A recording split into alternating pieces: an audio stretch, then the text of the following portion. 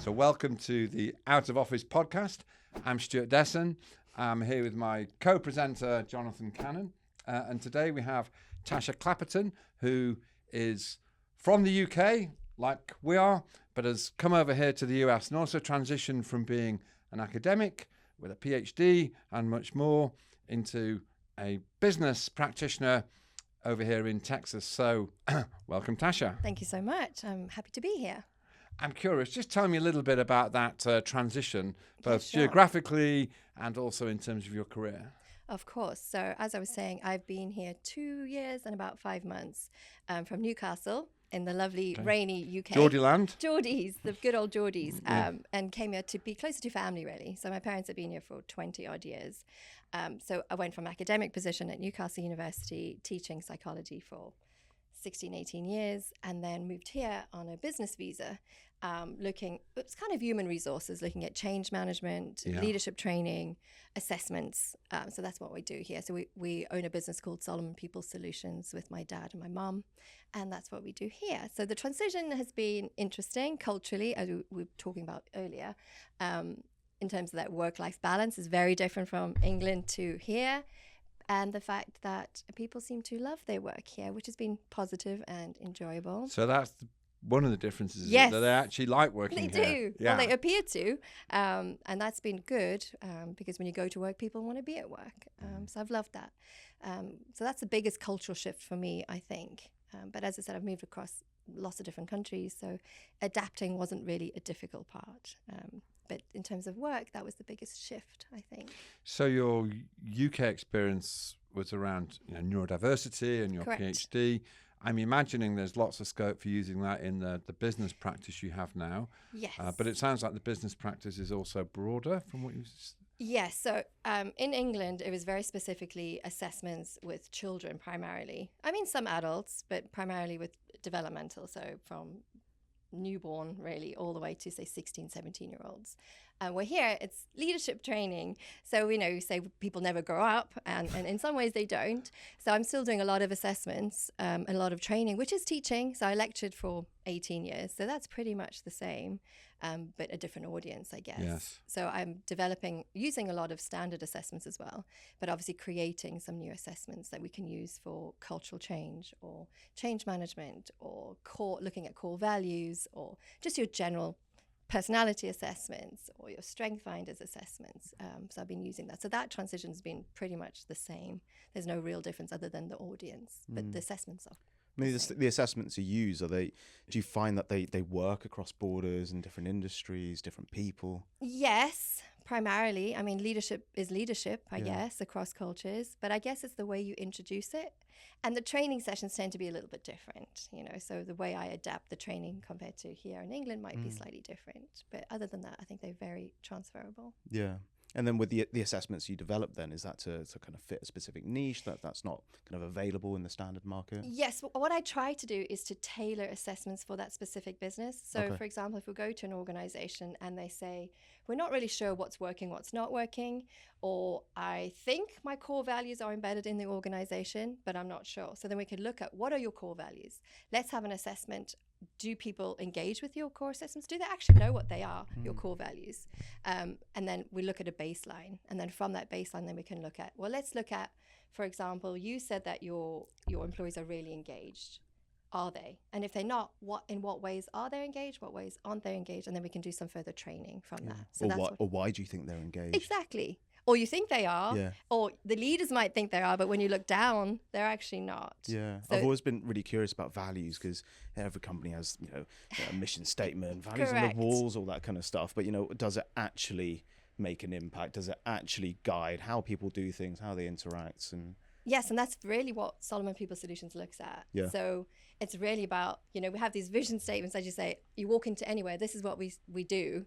But if you ask the employees, what does this mean for you? Very few of them can actually say, this is how it impacts my daily job. So a lot of what we do is we take the leaders through and say, what does this vision statement mean for you? What does it mean for the forklift driver? What does it mean for the admin staff? How is their daily job contributing to the bigger vision? And that's really what we do. And do you think it really matters then if someone can engage and can identify? Absolutely. I mean, we always know that if you feel part of a bigger picture, you're more likely to be engaged. If you feel like your job doesn't really matter, you're never really going to fully engage. But if you feel that you're contributing to a bigger picture, a bigger vision, you will give more. So how do you engage your employees at all levels of the organization? And that's really what we do. We do focus groups. We do what we call Kaizen. So we look at how we can effectively get rid of waste, reduce the waste, improve productivity by fully engaging your employees at all levels of the organization. Part of it I see is, we talked about, people over here tend to like work a little bit more, it might be, their calling or their passion, or whatever, but they're happy to show up, how do we, but for a lot of people, it's transactional. Correct. You show up, you get paid, you do your job, that's it. How do you bridge that gap between getting someone to really engage with what they're doing beyond it being a paycheck? To make it meaningful. Yeah. Correct. And that's kind of what we try and do. So my father, Larry Solomon, did the same for Cadbury's in London. And then he was headhunted and did that for Dr. Pepper 7-Up here. Yeah. So that's what they wanted him to do. They were in a process of amalgamating 4 or 5 different companies, beverages. And so with different vision statements, different value statements, and how do you bring 20,000 or 40,000 people together to kind of reinstate the vision, reinstate the values, and bring them on board in terms of the direction of the company. And he managed to completely transform Dr. Pepper through what we were talking about, these from top down and down up. Like, how do we engage the bottom, the factory workers? That's his philosophy. Correct. One way of doing it is correct. Yeah, how interesting. And it's massively impactful. I mean, the stock price massively increased within, I think, 2 or 3 years. He completely transformed the business by true engagement. And that's what he calls about. How do you mobilize a team around that vision or those values to truly engage your team? I'm intrigued by your transition, which is more developmental for people of a younger age through to adults, a different country, but also from like a specialism in neurodiversity to leadership, engagement, values, and so on. As you've described it, though, it sounds like quite a seamless, logical transformation. Could you just elaborate on that? I mean, maybe that's a leading question, but that's what comes over. I suppose it is very different because I was working with very neurodivergent populations, so autism and ADHD, and primarily children. But in terms of assessments, we've done assessments for years. I think they are transferable in how you administer them and how you interpret them and how you train them. So that's where I think the seamlessness comes. But the audience is very different. But I haven't found it that difficult. Maybe it's because my dad has always spoken about business since I was tiny. Yeah. That we've always spoken about change, and we've always spoken about how do we engage the people. So maybe that's why I found the transition easier, I guess.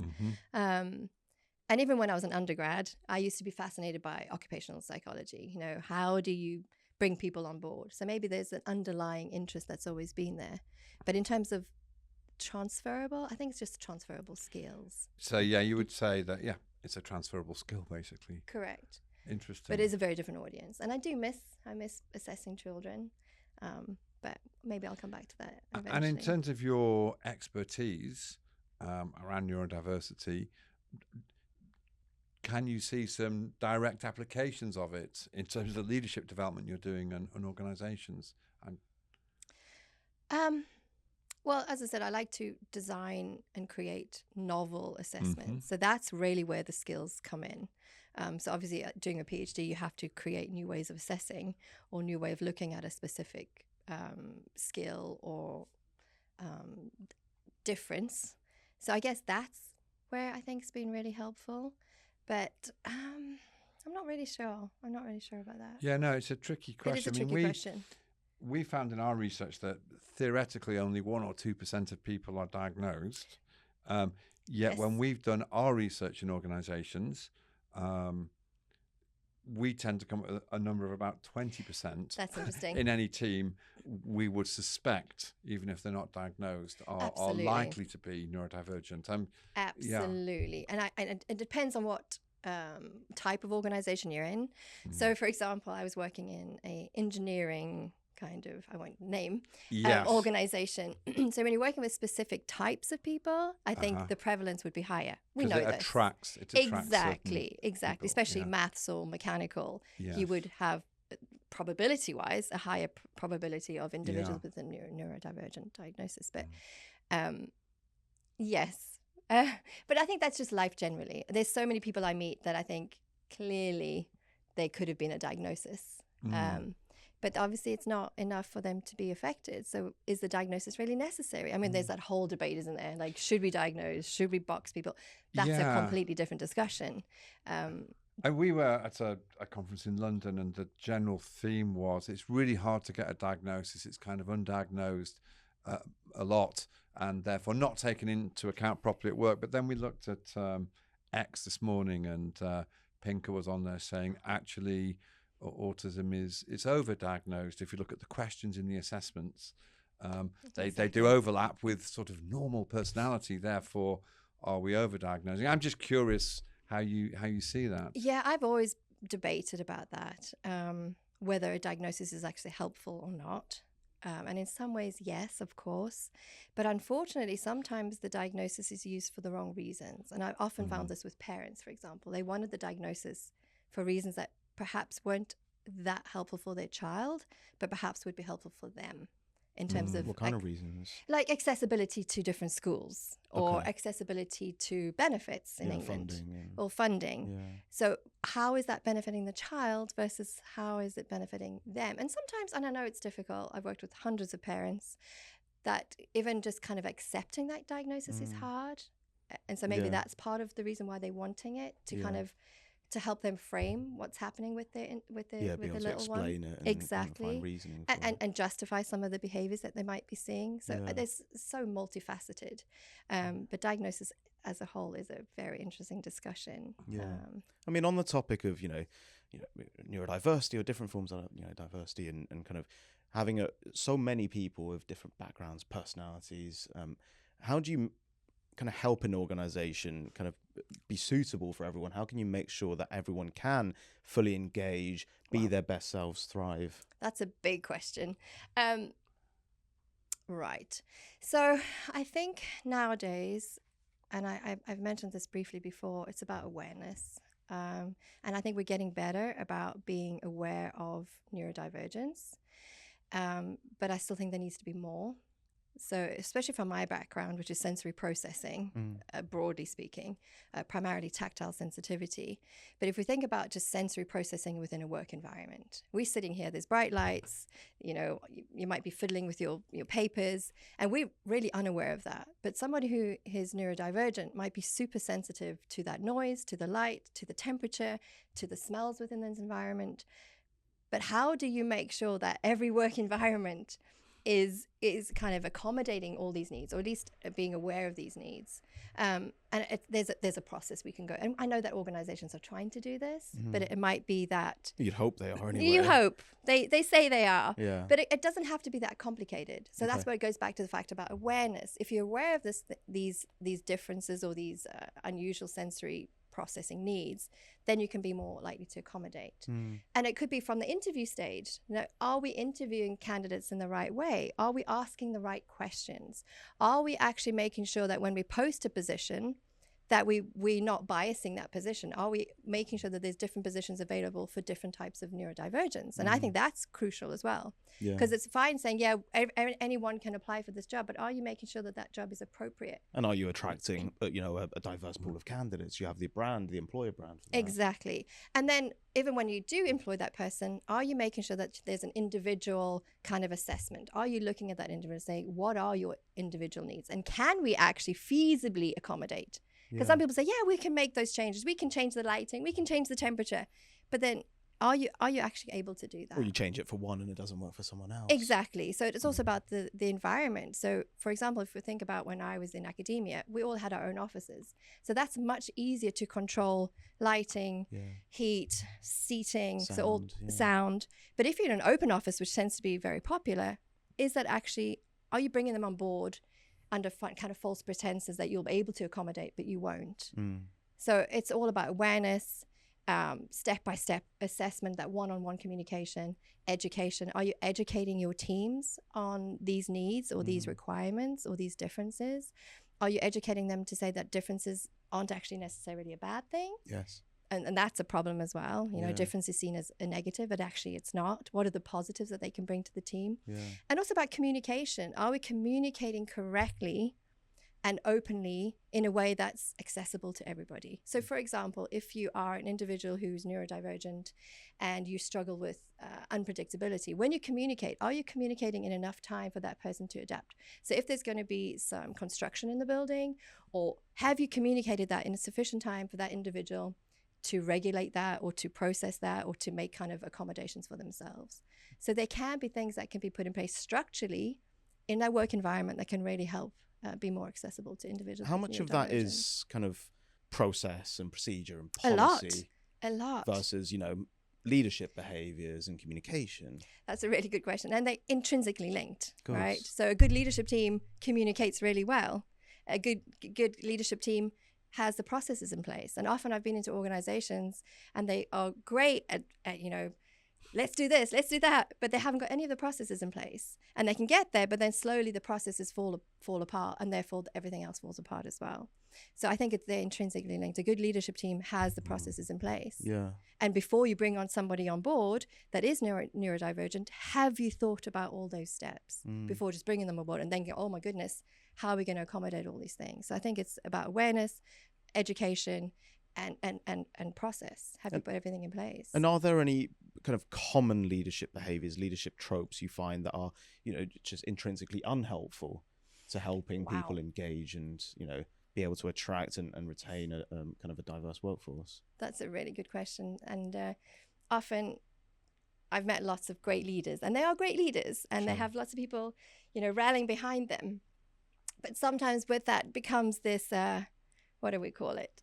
Kind of misdirected enthusiasm. Okay. They're so excited to get, but they're not really bringing everybody on board at the same time. And that can be hard. So I think that trait, which is great to get things done, can kind of leave people behind. So that would be my trait in terms of not being very helpful sometimes, especially for accessibility and inclusion, is making sure that they step back a little bit and pause, which often with leaders, as we know, they're not good at stepping back and pausing and reflecting. They just want to go, go, go. If they can step back and stop, I think that would be very helpful for them to see. And I guess that speaks to kind of what you're saying about awareness, right? I mean, I'm sure Correct. that would work for some people. High energy, high pace, go, go, Correct. go. But are you aware of how that may disengage? And that goes back to processes. Yeah. Sorry. So I'm just wondering, if you do enroll HR and leaders into being more self-aware of these kind of issues, let's say everything goes well and we're adjusting and valuing differences, I'm wondering, what is the benefit to the organization? In other words, what's the impact of that? What have you seen? Wow, so that kind of goes back to what we were saying, self-awareness, emotional intelligence, and we can come back to emotional intelligence. If you can truly engage your workforce, you will see significant increase in productivity, significant reduction in waste. You will literally increase your revenue. So there is kind of a return on investment. So often people say that with people, it's an expense. But if you can truly engage with people. So you're saying it's about engagement, and Correct. then engagement leads to less waste. Correct. More meaning at work. Correct. Therefore, more kind of output. Absolutely. So awareness, engagement, output. They're all intrinsic. And I think I heard you say emotional intelligence is like a mediator in there. Absolutely. Yeah. And I truly believe that. So, I mean, I'm sure you're well aware of this. You're preaching to the choir with me. Exactly. Yeah. Exactly. You know, how do you define emotional intelligence? What does that mean? Wow, there's so many different definitions. Yeah. But to me, it's just being able to identify and regulate your own and others and the emotions of others, and use that in the most beneficial way to make decisions. So often we kind of miss that link. They say, emotional intelligence is, you know, understanding what you're feeling and why you act in a certain way and understanding others. But very few people link that to decision making. Okay. So how do your emotions impact the decisions you make on a daily basis? And for me, that's really important, is that link. So it's not just knowing, I'm sitting here and I'm feeling a little bit content, a little bit confused, whatever. That's not just that. How does that impact what you do and how you do it? And particularly decision making in there, you say, is an important.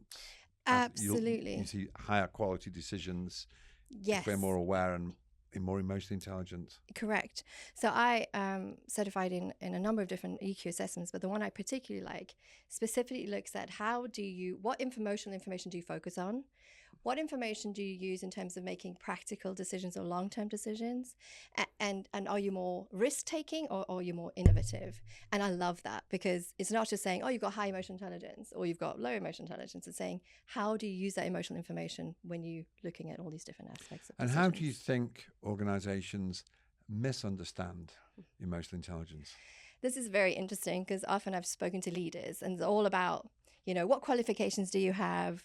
Do you have high IQ and not EQ? And they don't realize the link. They're so linked. You can only get so far with intelligence. We can have 2-3 people in the room with the same level of intelligence. But what sets them apart is how they use that, which is their EQ. And IQ is pretty much set. I mean, there's lots of different theories on whether you can change your intelligence. Sure. But EQ is changeable. You say it's trainable. Exactly. And you can develop it. And that's what sets you apart from everybody else in the crowd. So if you can work on your emotional intelligence, you can outperform others and you can work better as a team. You can communicate better. You can make better decisions. There's so many more qualities with emotional intelligence than just how clever you are. I think for me, I was asking you, what does emotional intelligence mean, right? And you said there's so many different definitions. And I think for a lot of people, it's such a vague, intangible concept, right? Exactly. Emotional intelligence, noticing your emotions, being aware of it. But what does that actually mean in terms of specific things that leaders could do or colleagues could do to actually kind of act on it, leverage that emotional intelligence beyond kind of platitudes around awareness? That's a really good question. So a lot of the training we try to do is practical because like you said, it could be theoretical. Oh, great. I have great high emotional intelligence. What do I do with it? And that's why I try to use measures that give you kind of specific outputs that you can work on. Okay. So if, for example, I tend to focus more on rational data, what impact does that have for me when I'm in a group? Am I only looking at all the analytical stuff, or am I really able to focus on how you're feeling, how you're responding? And we work with those leaders to say, well, in this environment, this is how you respond, this is how I respond.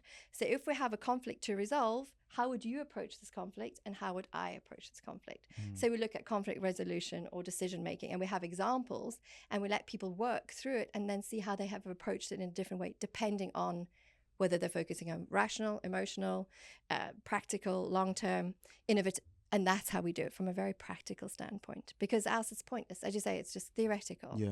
So if they can look at specific elements of how they tackle the situation, that can be more useful to them. Yeah, it sounds like it's just, the first step for me, it seems like it's just having that space to actually think about it. Correct. Not being that kind of that full-blown go kind of mode. It goes back to self-awareness, which we spoke about in the beginning. If you're more self-aware, you can approach things more collectively. So I have a challenge for you on this. Okay.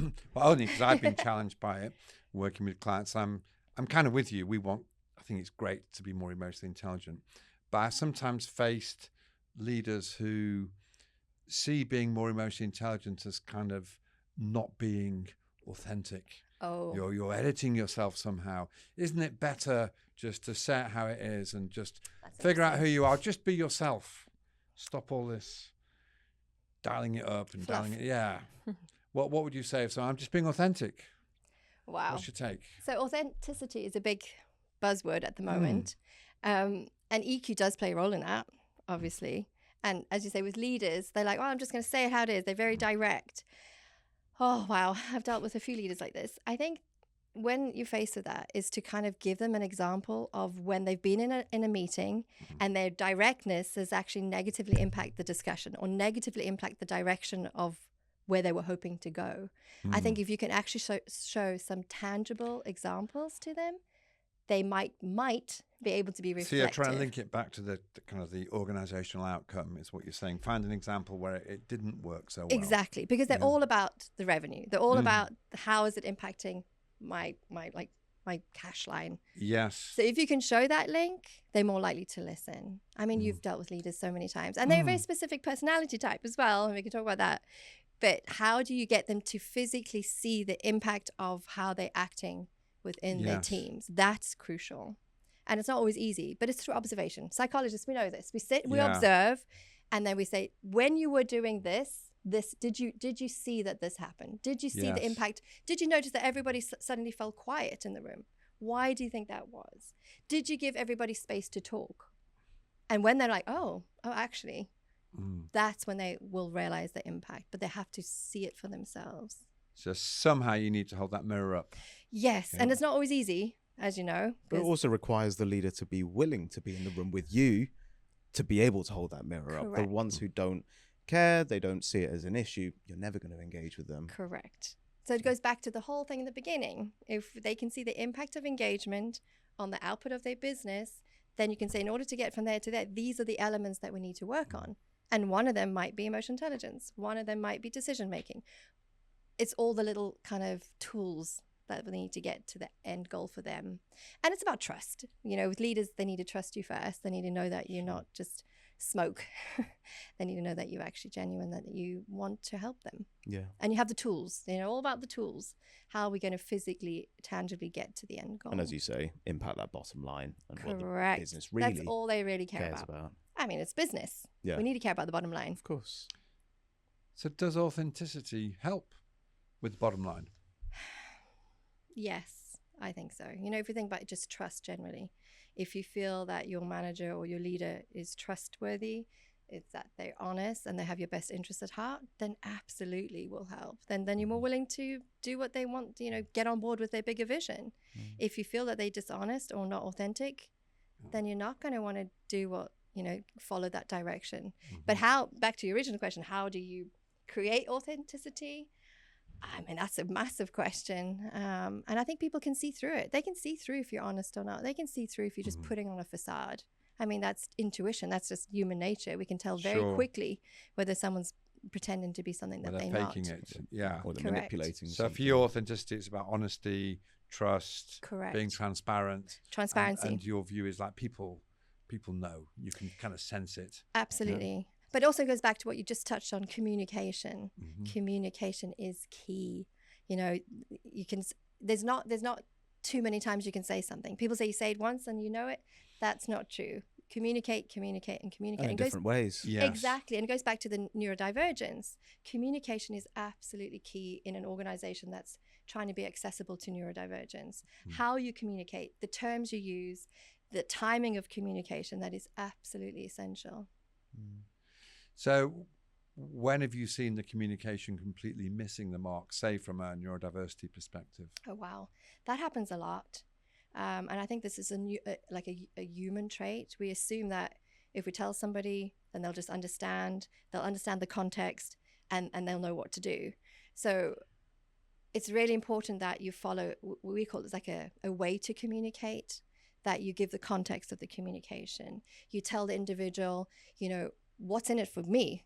Like, you said we're going to do this, and this is the reason why we're doing it. So I understand why we're doing it, but how's it going to impact me? That's the second stage. And now that I know it's going to impact me, what kind of support are you going to give me? Like, I know what I need to do, but how am I going to do it? So I understand why I'm going to do it.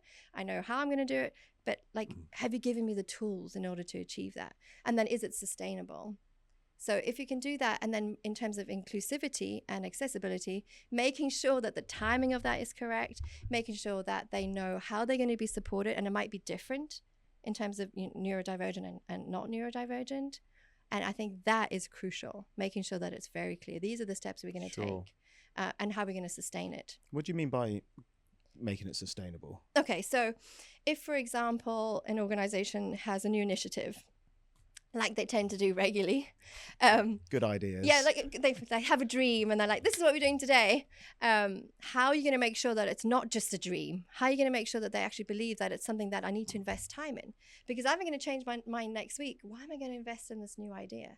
So how am I going to make sure that my team knows that this idea, this initiative is going to be long-term, that it's going to be embedded within the organizational core values or the organization change?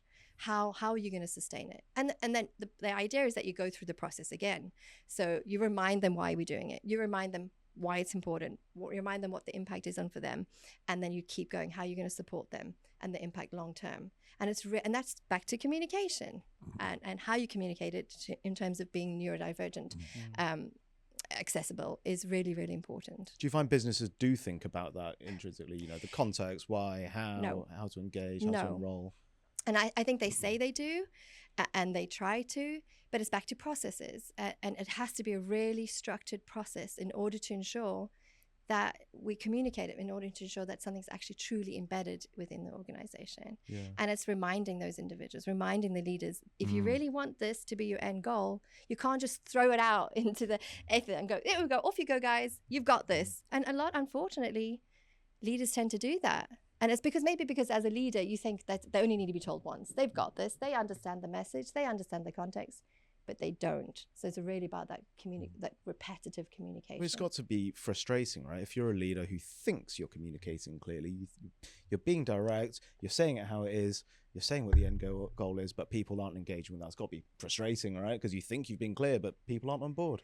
And you often see that. So leaders get really frustrated, and then often they change their mind. Well, obviously that initiative's not working. So let's try something else. Let's go this way. Or we need new people coming in. And they often do that. Unfortunately, you see high turnover because of that. I told them to do this, and it didn't happen. So clearly I got the wrong person on board. Try again, get someone else.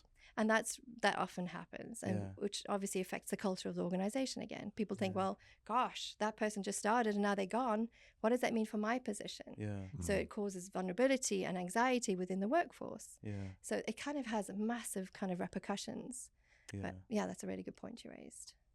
I want to go back a little bit to talking about, we were talking earlier about adjusting the workplace, adjusting your communication style, making accommodations for, different ways of working, different preferences. But one thing that I've always really struggled with in my head is, where do we find the balance between the organization and the people need to accommodate a person versus the individual needs to adjust to the culture, to the workplace, to the environment? How do we, how do we balance that? That's a big question. I think it goes back to what we were originally talking about, is making sure that when you are advertising for a particular post, that you're making sure that it is appropriate for whoever you're trying to attract.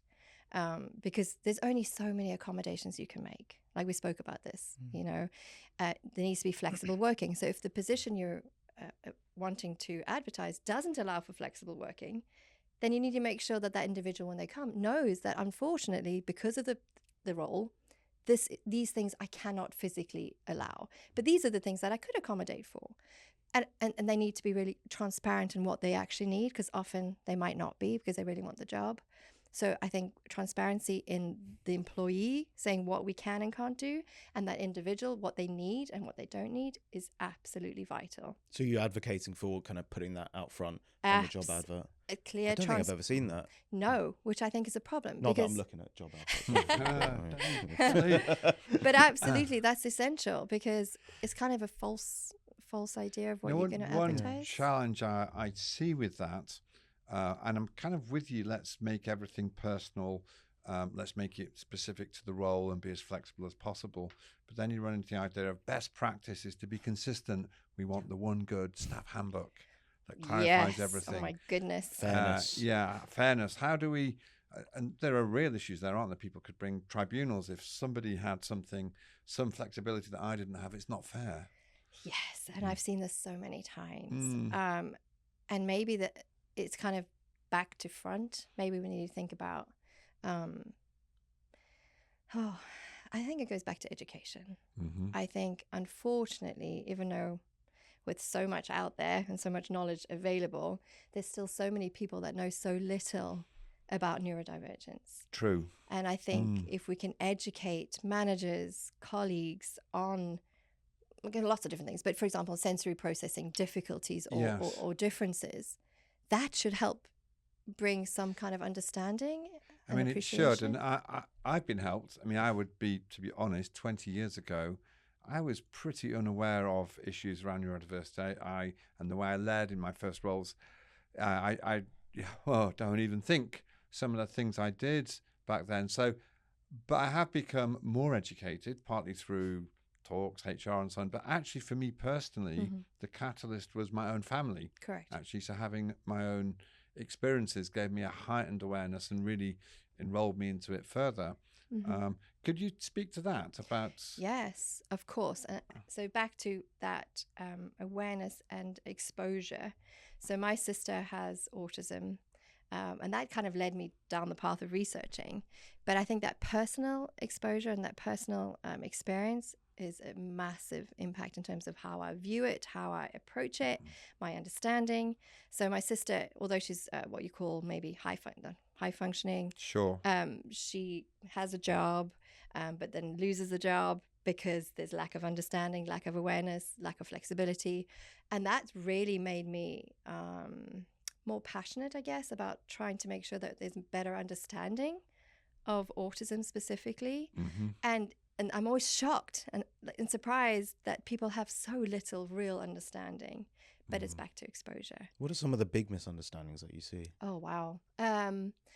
I think the problem comes with the stereotyped view of what autism is or what ADHD is, and that it's actually negative. Oh, they can't work very well in social environments, or, they need to be very rigid and very specific, and I think that's the danger. When you categorize somebody as a specific disorder, that's where the danger comes in, because everybody's so different. And I think they forget that. They're so varied. It's a spectrum. They're forgetting there's a spectrum. I saw a really good talk by Nancy Doyle a couple of years ago at BPS conference, and it was looking at exactly that, right? Do we categorize, neurodivergence within the workplace by diagnosis, label, or do we look at it in terms of challenges people might face, support they might need? Correct. And she showed a graphic. It was a clusters of different types of support that people needed from their workplace, and you look at the neurotypes and the diagnosis and the labels within, and it's so varied. Exactly. And it makes from that alone, it makes no sense to look at this is what autistic people need, this is what people with ADHD need. But this is what people do, unfortunately. So going back it's easy, isn't it? It's much easier. Yeah. But it goes back to exposure, but also back to a handbook. If we had something like that saying, this is the spectrum of perhaps adjustments we could make depending on the neurodivergent diagnosis, maybe that would help. But we need to start somewhere, and it needs to be education, it needs to be exposure. But also back to what I was saying, it needs to be in terms of how do the employees make sure that when they're recruiting, they're aware of what that role requires if they are to hire somebody who's neurodivergent. But for me, it's about education and exposure. And then I guess you're saying the label can be unhelpful. Correct. If it leads you to think kind of a sort of a one-size-fits-all solution. Stereotypes. You're just stereotyping, which is unhelpful. We need to kind of go more bottom up and say, well, what adjustments can be made feasibly? Yeah. And I guess from my perspective, I'm curious as to what you think of this. There could be people who are not neurodivergent, but still require similar-ish adjustments around, say, flexibility. Do you have a take on that? Gosh, yes, I do. Especially being in academia, how many... And I've seen a massive increase in this. So just generally with mental health difficulties or anxiety, agoraphobia after COVID, we had to make massive adjustments. And they didn't have a diagnosis at all. And that was difficult. How I feel about it personally, I think it's hard for me. I come from a background where you kind of just pull up your socks and you just get on with it. Just do it. Just face it. And unfortunately, fortunate, even with my boys, I think we have a culture where everybody's needs have to be looked after. Sure. And I don't think that's particularly helpful, to be honest. Do you think the culture has kind of shifted in an unhelpful direction? Correct. To sort of almost going too much into absolutely expressing people's anxieties, needs, and accommodating for everything. Accommodating too much. Yeah, absolutely. And I think that's not helpful for resilience at all. Like, how are we building a resilient youth? We're not, because we're saying, don't worry, oh, you can't do that, let me accommodate. Oh, you can't face this, let me accommodate. And I found that lots in university. We had students who say, I can't talk in front of other students. I'm like, well, then actually maybe you need to take some time out, because this is where you're learning those people skills. This is where you learn to present. This is where you learn to discuss. And if you're not comfortable doing that, perhaps you need to take some time out. But we weren't allowed to do that. We had to accommodate this. And I'm finding this in the workplace now. Oh, I get anxious if I'm in a meeting, so I'm going to do it online. Don't want to do phone calls. I don't want to do phone calls. I experienced one where we were doing some training on how to give and receive feedback. And someone said, "Oh no, my condition means I can't have feedback." Correct. I was quite stumped by that. And we had that at university. Yes. I can't do a group presentation because of this reason. You can't tell me these things because it makes me anxious. I'm sorry, but life isn't like that. And unfortunately, we're trying to make life like that. So I now suppose the jobs there's a are doing that. university into the workplace disconnect there as well, because Correct. maybe certain workplaces are less likely. sympathetic. Yes. And so how are we helping our students? How are we helping our youth actually live in the real world? I hated public speaking. I hated it as well. Couldn't Exactly. do it. Had to do it. Yeah. Didn't get any adjustments. Good. Well, I had one option. Don't do it and get 0. Correct. So. And that's how I was in my university. You either do it or you fail. Yeah. So I had to do it. And I used to get physically sick. Yeah. I used to throw up before presenting Yeah. every single time. Yeah. But you know what? I had a job for 18 years presenting in front of 300-400 students every day. Yeah. And I hated it. But I hated it initially. But I learned and I became resilient. What helped me was COVID helped me. Presenting online. So it was kind of really into like a step between. Yeah, because Nice. it feels safer. Mm-hmm. It feels like there's a buffer. It feels like, you're a bit more kind of protected and less exposed. And Yeah, that's interesting. I had the opposite experience. Really? Because I get the energy and the Correct. vibe from Now the I do. audience. Correct. Now I And someone would say there's 200 people on this Zoom I call, hate that. I and hated I'm it. peering into the ether and wondering, do they Are they like it? listening? What's happening? now I feel the same way. Now I want to Yeah. be in a room, or at least, the worst one I had was I was doing a talk. It was actually one that you were meant to do in Poland, but you couldn't make it for some reason, and So you had to do were it. meant to fly You are my over. outsourced brain, But, outsourced speaker. So I ended up doing it online for an in-person event, and the way they had it set up was there was the presentation screen. The camera that I was looking at was facing the presentation screen with my face on it. Oh, no. And there was like 200 people sitting behind the camera. Oh, no, that's terrible. Couldn't hear anyone, couldn't see anyone, didn't know if there was actually anyone there. I And I hate just had to that. talk for an hour. That's Yeah. terrible. It was horrible. That's terrible. While looking at my own face. Yeah, that's terrible. Yeah, I know exactly. I definitely need the energy in the room. Yeah. And especially if you recognize a few people as well, that Yeah. really helps. 'Cause Yeah. then they're like nodding or they're like, Yeah. so you can gauge with it. Are they confused? Did they get what I just said? Yeah. Or do Or I you need to latch onto phrase that it? one person who's really Yeah, engaged in that house. exactly. I want to go off on a little bit of a tangent because something you said earlier. You talked about kind of COVID and agoraphobia in younger people, and I've read kind of a few stories around that. Younger people lacking social skills because they went through sixth form or university online, and at university they were going to online lectures and just staying at home. But now we're 6 years on, 5 years on from COVID. We're seeing those young people going into the workplace. Do you see there being kind of a lingering impact of that, of young people in the workplace? Absolutely. And not even just those people, even those, if you think about school-age children, there's massive impacts socially. Yeah. And I think the problem is because we're making all these accommodations, we're making them feel that it's still like the COVID times. And maybe we have to have a transitional phase where we don't just go, you had all these accommodations, now you have none. But there needs to be a kind of a transition out of that as well. And I'm not sure we're ever going to get there. So as you said, like I know a lot of younger people I was working with in the organizations, they wouldn't ring. They hated speaking on the phone. Yeah. But I don't really think that's just COVID. I think that's a generational thing. Everyone just texts. Yes. And they don't want to be on the voice phone. notes. Voice notes. Yes. I hate it. I hate it. So maybe it's not just a transition between COVID, but a cultural.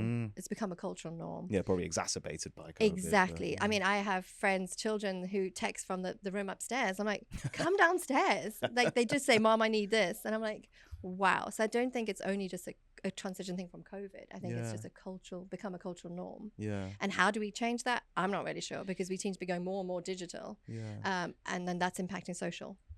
Is it a cultural norm and that's just okay? It's just a change and the quality of the communication is still there. We can still work together with it. Or is it underpinned by something that's less helpful, anxiety or whatever it might be? In other words, should we roll with it because the world's changed? And is it me because I'm older that needs to adjust? Or is it actually something that we need to push back on to get people to communicate more effectively, kind of verbally, face to face? Absolutely. I think that's a very crucial point. And as psychologists, I think you will understand, even if you think about how children develop socially, and how they interact socially, that's kind of been taken away. So, you know, if you think about a small group of children talking and communicating, how they reading the room, how they reading each other's facial recognition, how they looking at each other's emotions, how they interpreting the context of that conversation, that is now completely removed via text. They can't read the emotion. They can't see the person's face.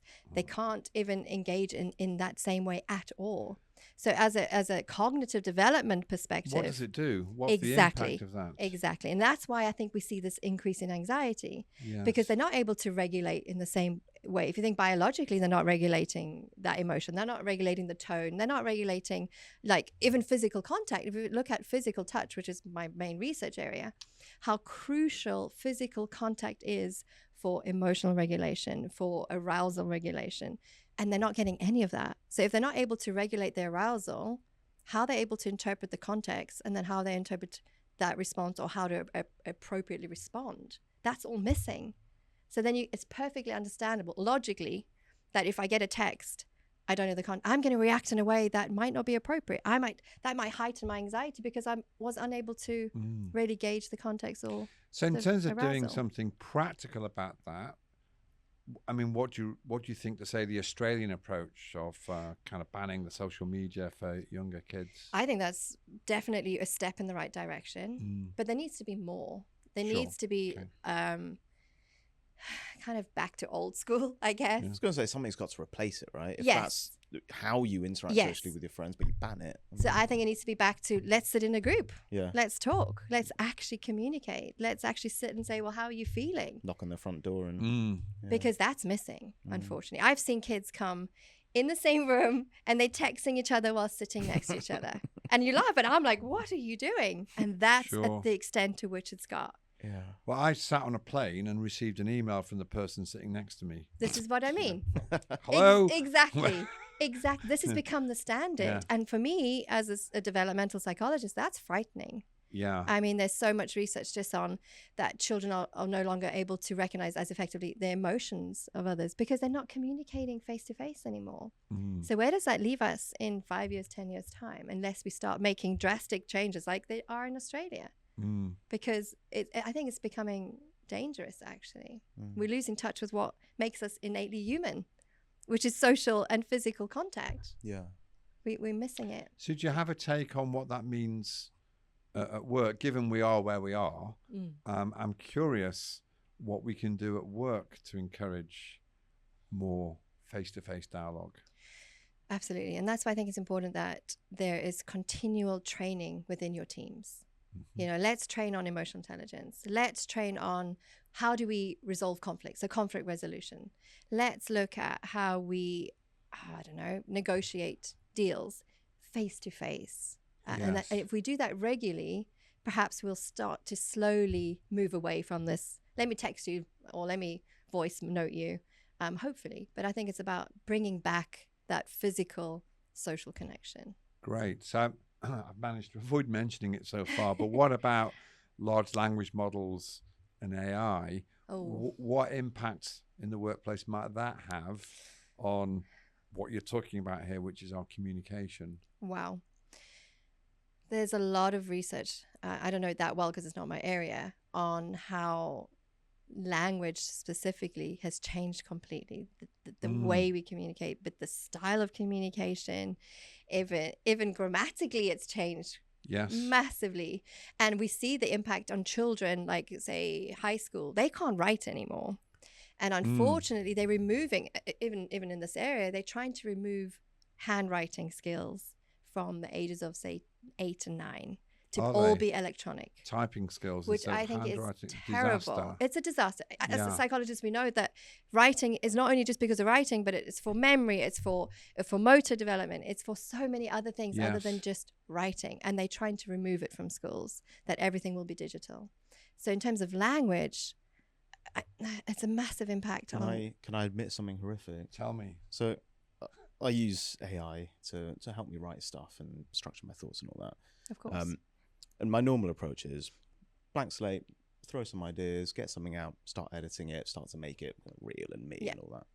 I noticed myself doing something the other day though. Confess. Confession's coming. I can tell. I read what came out and I thought, that doesn't sound quite right compared to what, ChatGPT came up with before. And I started editing it to make it sound like ChatGPT. Oh no, that's terrible. And I realized what I was doing. I was like, oh my God. That's terrible. I know. Because there was a recent study, I can't remember who it was by, they were looking at the impact of students using ChatGPT and how it's taking away from their ability to construct an argument. Yeah. Yes. And that's crucial for logical reasoning, for, critical reasoning, which is what we assess at university. And that's taking our ability away to kind of constructively, critically assess, because we're saying, these are my ideas, go on ChatGPT, make it sound right, put the argument together. So we're removing that skill from our students in order to create a logical, critical argument, which is essential. Yeah. And we're becoming worse at it. Although my take it, the ChatGPT and other engines, they often don't actually make coherent logical arguments. They're almost there, But not quite. but they're just repeating patterns that they've seen other people do, and they don't. True. If you're really operating at a higher level of critical thinking, it's kind of not it. I agree. Yeah.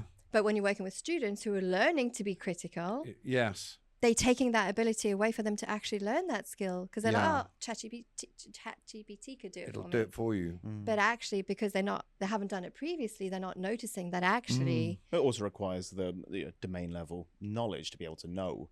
You say Correct. it's often not coherent, but maybe that's because what is Exactly. correct. But if you're coming at blank slate, you're a student or whatever it is, you don't know if it's correct, and it sounds plausible. And it sounds great. Yeah. And that's the danger. And it agrees with you. in that Yes. sense. Yeah. So back to your original question about language, unfortunately, I think it's dramatically negatively impact with. So what would you do if you were advising a HR department that wanted an AI policy? Wow. How would you counsel them? Wow, that's massive. It's a tricky question. It is a very tricky question. I guess, as we spoke about in terms of leaders, they need really concrete evidence. So I would start with giving them the evidence of how detrimental it is long-term for their business in terms of how they even write policies or how they implement things. So that's where I would start. And then I would, as I say, work with workshops on, let's look at how we can change the way we communicate better as a team, more effectively, more efficiently, with less use of AI. We could use AI for policies and procedures because that's very very structured. But when we want to communicate the context to the team or a rationale, why would it be better using it this way versus using AI? And you can give them concrete examples. That's how I would start, at least. Thank you. Interesting. Now that we're doing advice, can I get your advice on something else? Of course. Completely different. Yes. So we publish assessments, psychometrics, personality, emotional intelligence, leadership, all of that kind of stuff. And one question that I always get a lot from our clients is, are your psychometrics suitable for neurodivergent people? Very good question. And it's a horrific question to It answer. is to answer, but it's a very good one. So what would you answer in that case? Okay. So having worked with neurodivergent population for probably close to 20 years, all the assessments that I've used tend to be parent or carer assessments on behalf of that individual. So if I'm assessing, whatever I'm assessing, it tends to be, let your parents answer this for you. Wow. And to be honest, I have yet to find an assessment that I think could be accurately answered by an individual who is neurodivergent without having some help from somebody else. Okay. And obviously it depends on the ability of the individual. Yeah. Let me put that caveat in there.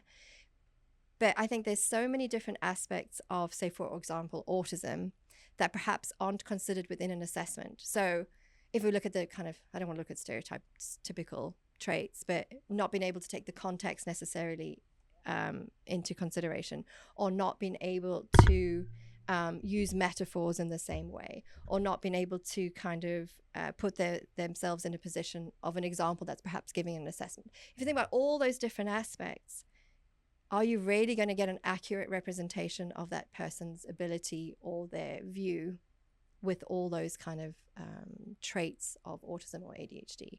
So I don't know if there would ever be a perfectly, I don't want to say reliable because it's reliable because it's, but accurate representation of that person's ability if they're answering it themselves. So what should a company, say companies using personality assessment for recruitment, right? Everyone does the same assessments. They do. How do we then kind of approach it in the interpretation and the scoring and everything. Then I would account of combine. that? I think that's a great question. And that's why I often combine multiple assessments. Okay. So I would never just give one assessment. Yeah. I would say give a leadership 360 and a personality assessment and maybe a behavioral assessment as well. And then look at consistency across the 3 assessments, which I think is absolutely crucial. Okay. So you're getting not only that person's perspective, but the perspectives of others around them and their colleagues. Yeah. And then maybe an observation from myself. So you're, am I getting it right? You're not advocating for not using them, Correct. but recognizing the Correct. flaws, the biases, Correct. covering as many gaps as possible using different assessments. Correct. And different ways of assessing. So self-assessment, Yes. like 360, which is others assessing you, as well as a behavioral assessment. Yeah. 360 is an interesting one though, right? Because what does good look like? What does high performance look like for me? How do I define that in you? You know, when I look at someone, maybe their output is good, but I don't like how they do it, and therefore I might score them lower on something. Correct. You know, how do we kind of address that? You know, what does success look like? Looks so different for everyone. For everybody. And that's why sometimes I would interview the leaders as well. Yeah. Say, when we're assessing this individual, what would good look for them in this particular role? Yeah. And what aspects, what criteria are you looking for specifically? Right. So I would really have kind of other information before even approaching that. Yes. But again, it's having that additional of observation. Yeah. So your leader thinks this looks good. Let me see what that actually looks like. And then let me map it to your self-reported performance as well. Yeah. And I think one thing you always advocate for with 360s, right? The qualitative side. Yes, exactly. Not just the numbers. You're Give me not examples. just a 6 or a 7. Correct. Why? Sure. Correct. Yeah. Yeah, I love numbers. I love numbers. They Yeah. speak to me. It's like Yes. it's my language. But Correct. if it's a 360, it has to have rich qualitative feedback. Some as value well behind it. For me, yeah. Yeah, me too.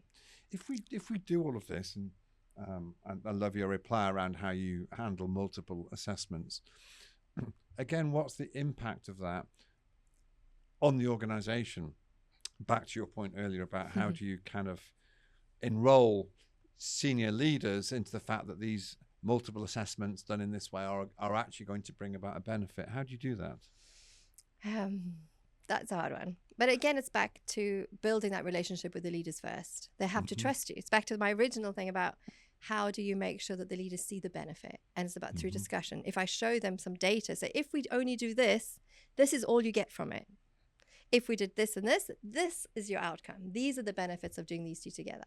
And it's about showing them literally. So show them the benefits, but also, I think you said build trust with them first. You've got to get that kind of trusted advisor status. And I find that a lot in America. So America is big on just throw some assessments out. They're all out there and they're not that expensive to do. You can go online and say, I want these 3 assessments for my leaders, and then they chuck them back out at you. And for me, it seems more like a ticky box exercise. Like, oh, well, when I recruited, I definitely did the strengths finder. I definitely did this. And look, I got the best candidate. So it's about showing them that actually that might not be the best way. And the reason why there's high turnover is because your original idea to assess was flawed in so many ways. And these are the reasons why you didn't find the candidate you were actually hoping for, is because you just kind of followed suit of every other organization. Well, these are the assessments they do. They do the Myers-Briggs, they do this, they do that. But what did it actually give you tangibly to see how that individual can actually fit the role that you want them to fit? And that's back to, if you do this one and this assessment, as well as a behavioral assessment, you'll get a better overview of that candidate and how they fit specifically. You kind of want it personalized to the Correct. context. Correct. I think I'm hearing you saying something on the lines of, it's like if it's ticking boxes, it might be someone else's best practice, but it's not what you want for your client. Exactly. So we go back to, let's look at the role specification. What do you want this individual to do? Perhaps a personality assessment isn't ideal. Sure. Perhaps you want a resilience assessment. Perhaps you want a mental toughness assessment. Perhaps you want to look at, I don't know, cognitive ability and not necessarily personality. So are you picking the right assessments for the role you're trying to recruit in? And it's back to neurodivergence. If you want an engineering position, perhaps someone with autism might be perfect, detail-focused, detail-oriented, predictable. So let's look at the role specifically before you start recruiting, which I think people do the other way around. They're like, we need this, let's throw out as many candidates as we possibly can, and then let's see what we get, which is the other way around. What's your view on cognitive ability? That is very interesting. I think we used to focus on it way too much, but again, it's back to the role, right? If you've got a really high cognitive demanding role, then perhaps a cognitive assessment is worthwhile. Like pilots, right? They do Sure. lots of cognitive assessments. Yeah. But perhaps if I'm just working as a manager, maybe cognitive assessment isn't as important as an EQ assessment, because we just discussed that EQ might be more important in managing people than IQ. So that goes back to really understanding the role of what you're wanting that person to do. Do you think cognitive ability assessments are, a lot of people say they're a leveler, right? Yes, absolutely. And I think that comes with just looking at a resume. If they've got a good degree, you should hope that cognitively they're at the same level as somebody else who has a degree, generally speaking, if they've got a similar degree, for example. So I do think that's just kind of an entry point, unless there's something really demanding like a pilot or something else. But then you get to the case of, if it really does require, let's say, numeracy skills, then maybe a kind of a work-based assessment, something really tailored to the role. If you're an accountant, get them to balance some books or whatever. Or they might have an accountancy degree. So you could find the answers to that just by looking at other things. But back to my thing about making sure that you're tailoring the assessments for that candidate. So you're cautious about these assessments? That's a good way. That was very insightful that you noticed that. I just feel that people just throw them out with not really understand. And this is what I found generally here. Leaders themselves don't really understand the assessments. And these big companies will do the assessment for you, throw the results at you, and leave it there. Very few of them actually then work with the leaders to understand those results. So what I've been doing is say 3 or 4 different assessments, and then joining them together, bringing them together, and giving them a kind of a debrief within the leadership team, saying this is what this assessment means for this role. These 2 combined could possibly mean X, Y, and Z. These 3 combined give you these possible scenarios. And they've never had that before. And that's really a niche. You're giving them a richer interpretation, Correct. A more meaningful interpretation. Specific to what they want or need, or that role specifically. So How do they choose assessments then? Before speaking to you and getting a more rounded view, what are organizations looking for when they're, saying, I want to do MBTI and StrengthsFinder? They seem to follow what other organizations are doing. Okay. So when I talk to leaders, they're like, well, my friend in this business does the Myers-Briggs, so let's just do that one. And they really like it. And they think it's great. Yeah. But they don't really have an understanding of what it's actually showing for them specific to that role. They know that, it tells me that this person is determined and punctual or productive. But what do you do with that information? So you're saying social proof is influencing them Absolutely. maybe disproportionately? I absolutely think so, which is, I think, quite frightening. And I think businesses like assessment businesses are using that.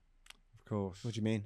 Like, because they know that other businesses are using it on their websites, they'll be like, used by 200 something businesses for recruitment. Yeah.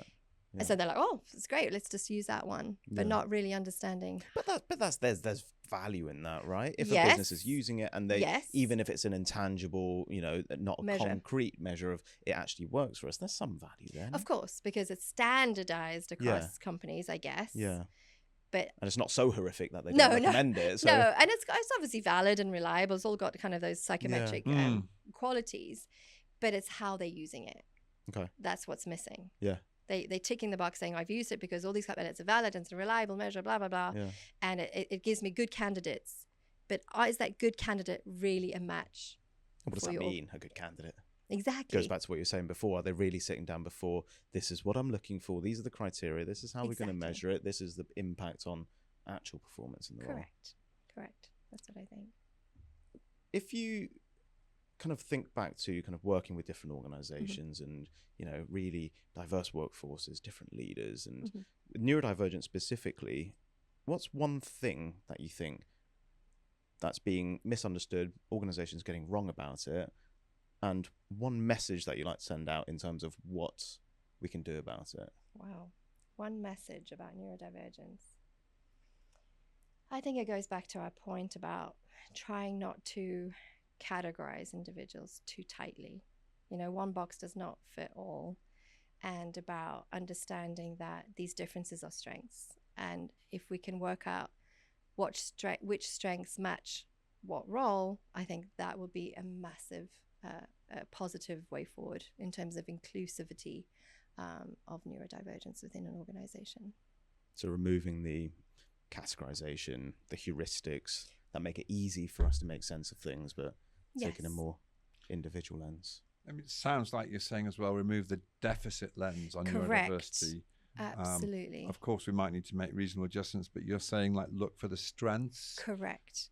in relation to the role and the Correct. context. Absolutely. And I think that's what's sometimes missing. Mm. You know, organizations are trying to tick the box, like we try to include all these different types of neurodivergence without thinking about the other way around. Like, what strengths in this neurodivergent population can we bring to these specific roles? It's kind of the flip over. That's what I really think is missing within organizations. Well, I'd just like to say thank you to Tasha for joining us today. I think we went all over the place We a did. little bit. Yeah. Bits on neurodivergence, on assessments, and the impact of COVID on young people, kind of going into the workplace. But really, really interesting. And thank you everyone for watching. Thank and if you're interested, tune in for our next episode. Thank you so much.